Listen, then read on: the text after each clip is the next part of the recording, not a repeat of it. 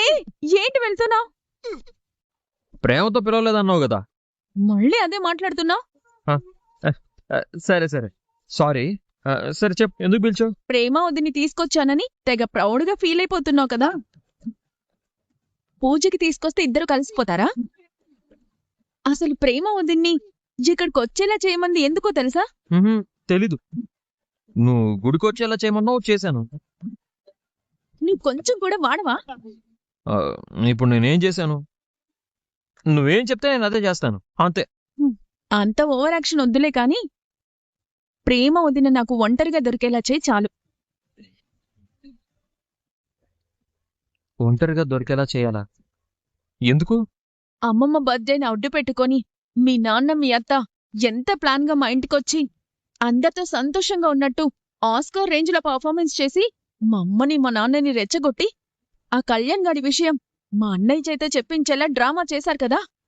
ఆ విషయం ప్రేమ వదినికి అర్థమయ్యేలా చెప్పి బర్త్డే ఫంక్షన్లో ఎలా అయితే అందరి ముందు వాళ్ళని విడదీశారో ఈ గుడిలో అందరి సమక్షంలో మీ నాన్న అత్తయ్య ఆ బండారం బయటపెట్టి ప్రేమ వదిన్ని మా అన్నయ్యని కలిపి మా ఇంటికి తీసుకెళ్తాం. వావ్, సూపర్ సూపర్ ప్లాన్ అమ్మాయి.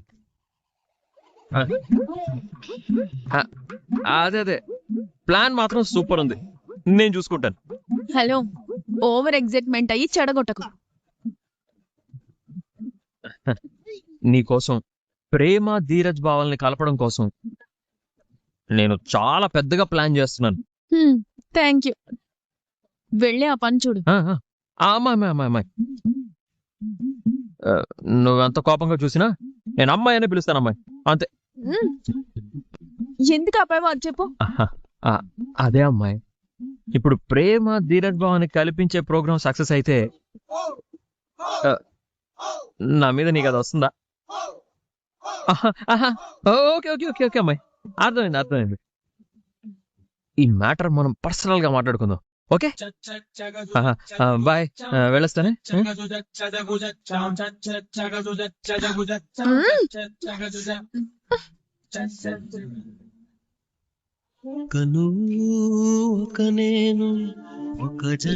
ఎవరో కాలు తట్టుకుని పడిపోయాను. నా ఒక్కదాని పేరు మీద చేయించండి. నిన్నంత లక్ష్యంగా ఎలా మారిపోయింది ప్రేమ? నా ప్రవర్తన నీకు ద్వేషంలా అనిపించొచ్చు, కానీ నా మనసులో ఎంత బాధ ఉంటే నేనెలా ప్రవర్తిస్తున్నానో అర్థం చేసుకోరా. నేనే ప్రాణం, నేనే ప్రపంచం అని అన్నావు కదే. ప్రాణం లేకుండా అయినా బ్రతకగలను, కానీ నేను లేకుండా బ్రతకలేనని చెప్పావు కదా. మరి ఒకేసారి నేను నీకేమీ కానివాడిని అయిపోయానా?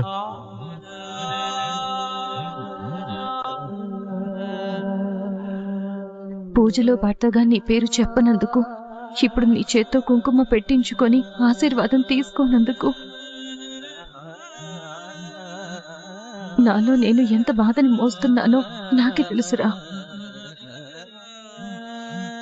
కాని నేను ఎవరితోనూ లేచిపోయానని అందరి ముందు నువ్వు నన్ను నవ్వుల పాలు చేసావు చూడు, ఆ బాధ నా ప్రాణం తీస్తుందిరా.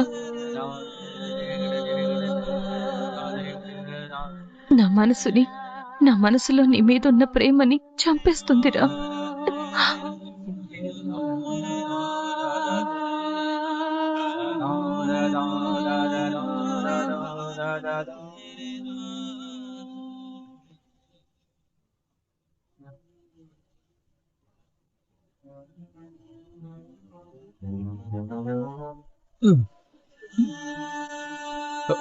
పెద్దనా పెద్దనా పెద్దనా, అరే పెద్దనా, ఏమైంది?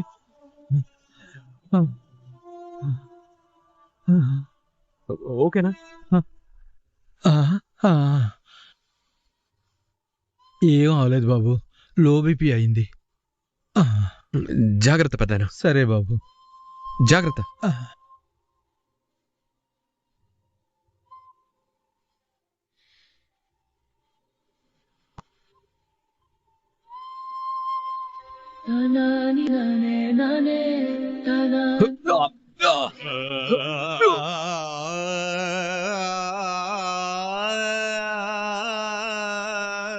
రేయ్, చిన్నోడా అయ్యో.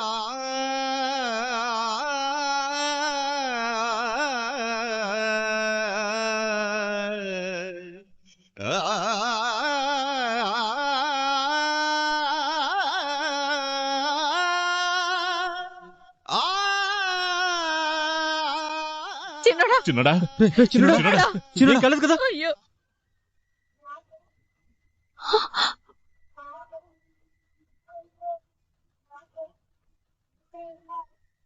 ధీరజ్ చిన్నోడా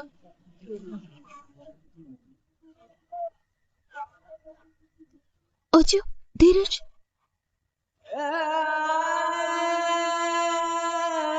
చిన్నోడా నీకేం కాలేదు కదా నాకేం కాలేదులేమ్మా, నువ్వు కంగారు పడతా.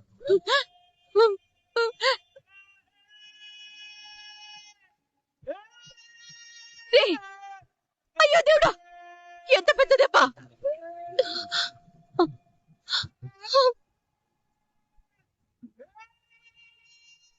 చేత దెబ్బ తగిలితే ఏం కాలేదంటావేంట్రా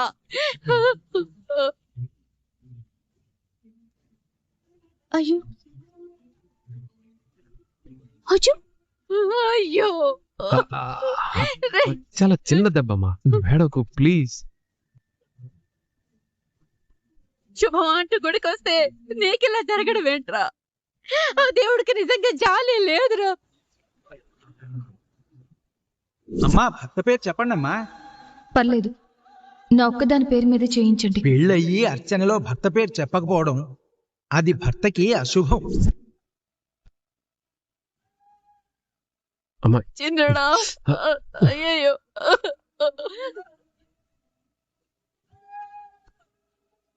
కుంకుమ సాక్షాత్తు లక్ష్మీదేవి స్వరూపం. ఇంత మహిమ కలిగిన కుంకుమ బొట్టుని భర్తతో ఖచ్చితంగా పెట్టించుకోవాలమ్మా. ఏదైనా అరిష్టం జరగవచ్చు. అమ్మా అమ్మా అమ్మా అమ్మా ఏం కాదమ్మా, అమ్మా ప్లీజ్ అమ్మా, అయ్యో ఏడవకమ్మా. చిన్నోడా అసలు నువ్వు ఇక్కడికి ఎందుకు వచ్చావురా? రే పెద్దోడా కచ్చిపి. రే ఎవరా? ఎవరా ఇదిగో. ఎంత విలువలాడిపోతున్నావో చూడు.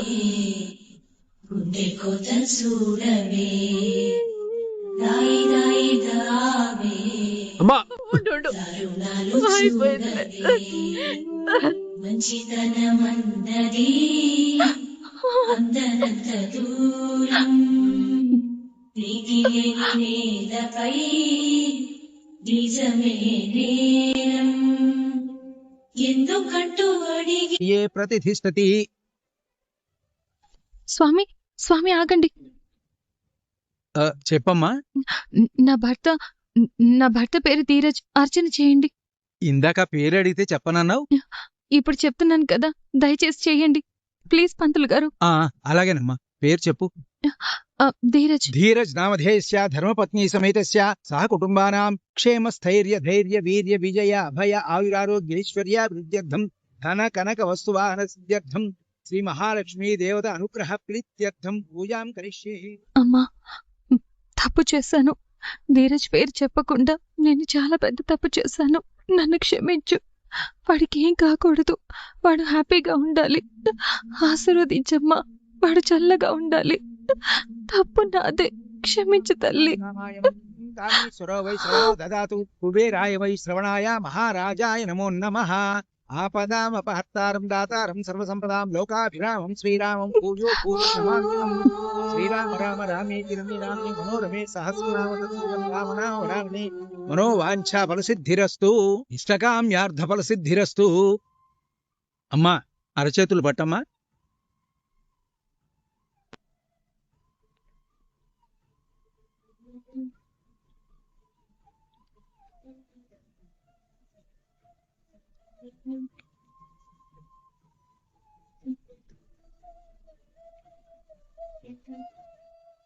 ఆట నాదే ప్రశ్నల్ని మిగిలానే నా జాతకాన్ని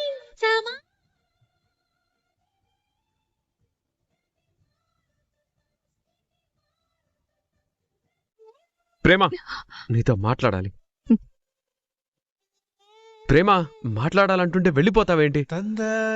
చెయ్యొదులు. ప్రేమ ప్రేమ ఐఎమ్ సారీ. ప్రేమ ప్రేమ నా మాటలు నిన్నెంత బాధ కలిగించాయో నేను అర్థం చేసుకోగలను.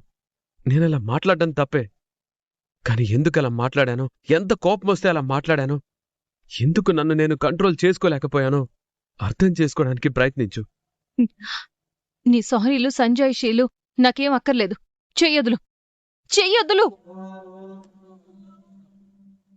నువ్వు వినడానికి వినిపించుకోవడానికి అవకాశం ఇవ్వకపోతే ఆ రోజు ఏం జరిగిందో, మీ నాన్న ఏమంటే నేను అలా మాట్లాడానో నీకె నువ్వు ఆ మాట అనకుండా ఉండుంటే, నన్ను అందరి ముందు తప్పు చేసిందల్లా తల దించుకునేలా చేయకుండా ఉండుంటే, నువ్వు ఏం చెప్పినా నేను వినేదాన్ని.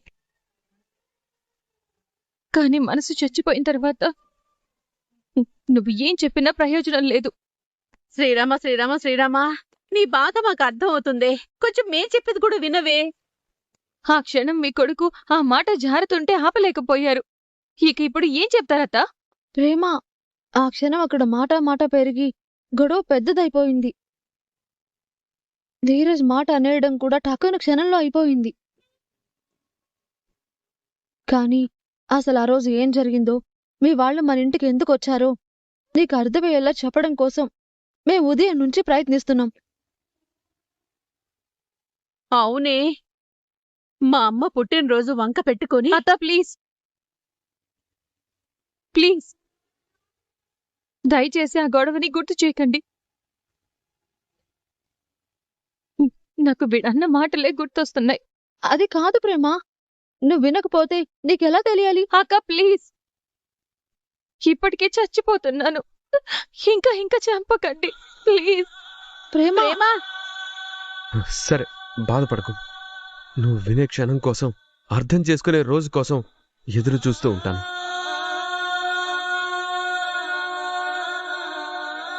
ఇదిగో నాన్న మీ ఆడాళ్ళందరికీ చేంజ్ తీసుకొని వచ్చారు, తీసుకో. నాకొద్దు. అరే ప్రేమ నా మాట విను.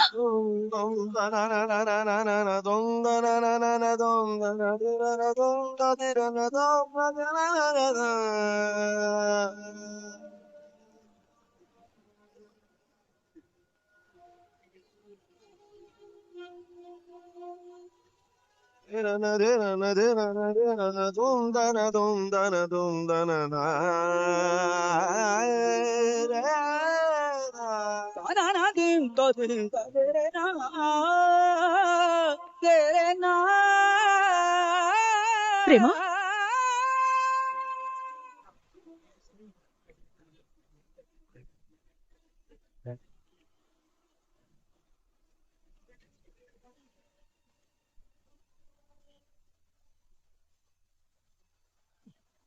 రై నిన్ను ఆగుసేనా.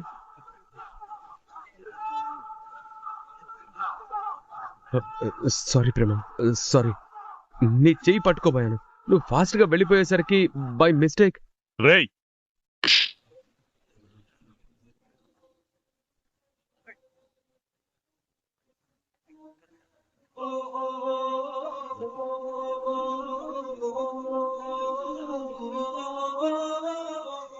మనిషి వినట్టు అసలు నువ్వు అది కాదు నాన్న, పొరపాటున చెయ్యి స్లిప్ అయ్యి. నోర్మై, ఎక్కడున్నావో ఏం చేస్తున్నావో ఎలా ప్రవర్తిస్తున్నావో అర్థమవుతుందా నీకు?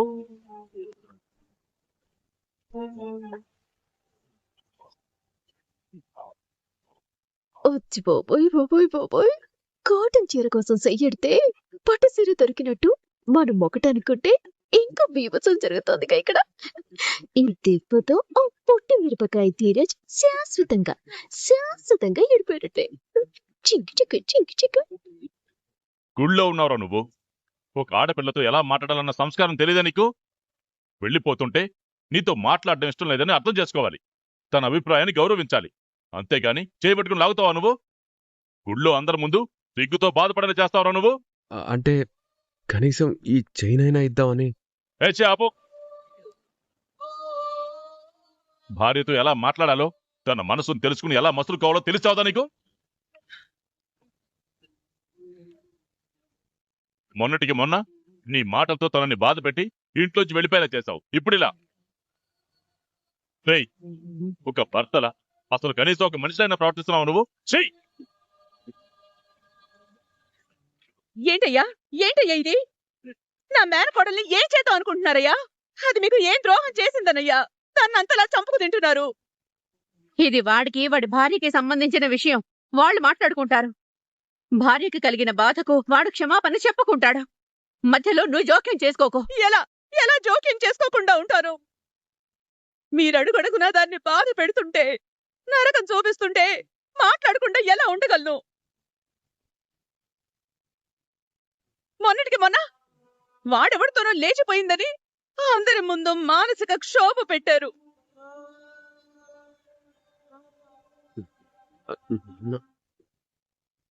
ఇప్పుడేమో అందరి ముందు జాకెట్ చింపేశాడే. అవమానంతో చచ్చిపోయేలా చేశాడు.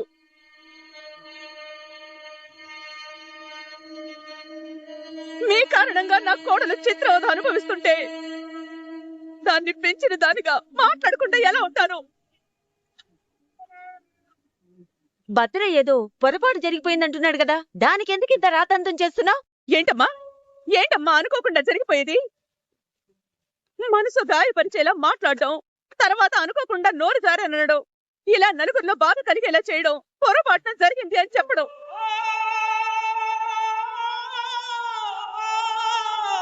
వీళ్ళకే అనాల్సిన మాటలు అనాల్సిన అవమానం బాగానే చేశారు.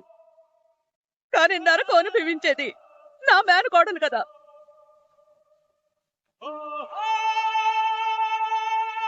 ఆ బాధ ఎంత భయంకరంగా ఉంటుందో అనుభవిస్తున్న తనకే తెలుస్తుంది కదా. ఇంకాపుతావా? ఇంకాపుతావా? తను బాధలో ఉంటే ఓదార్చాను, భయంతో ఉంటే ధైర్యం చెప్పాను. ఈ జీవితం నాకెందుకనే నిరాశలో ఉంటే నీ కోసం నేనున్నాననే భరోసా ఇచ్చాను. అన్నిటికంటే ముఖ్యంగా అందరికంటే ఎక్కువ ప్రేమించాను. మరి నేను ప్రాణంగా ప్రేమించిన నా భార్యని నేనెందుకు బాధ పెట్టుకుంటాను?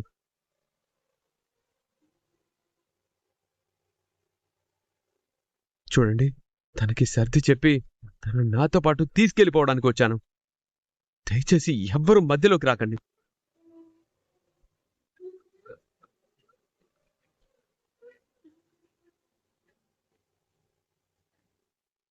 ప్రేమ, నీకు బాధ కలిగినందుకు 100 సార్లు క్షమాపణ చెప్తాను. జరిగింది మర్చిపోదాం. ఇలా ద్వేషంతో కాకుండా ఇంతకు ముందులా ప్రేమగా కలిసి ఉందాం.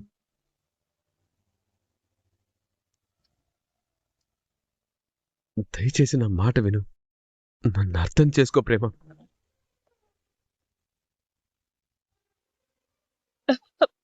ప్రేమ, ఏ క్షణం అయితే నువ్వు అతన్ని పెళ్లి చేసుకున్నావో ఆ క్షణమే నీ జీవితం గురించి నిర్ణయం తీసుకునే హక్కు నీకొచ్చింది.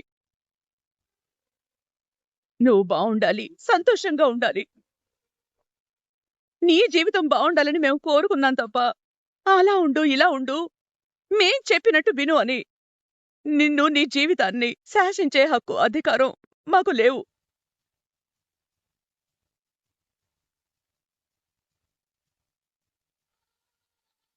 నీకు నీ భర్త నీ అత్తిల్లు కావాలి అనుకుంటే సంతోషంగా వెళ్ళిపోమ్మా.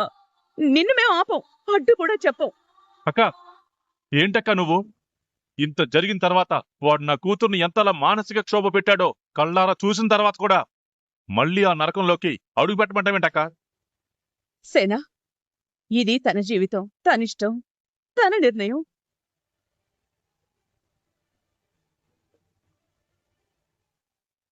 ప్రేమ, నీకు చాలా విషయాలు చెప్పాలి.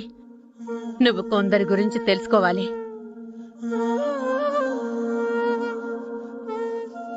ఇంటికి వెళ్ళి మాట్లాడుకుందాం. పదమ్మా, పదమ్మా.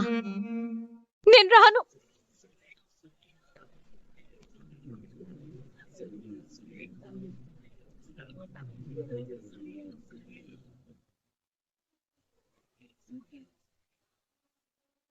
చూడమ్మా ప్రేమ, ఏదో మాట మాట పెరిగిపోయి గొడవ జరిగింది. దాన్ని ఆవేశంలో జరిగిన గొడవలాగే చూడు.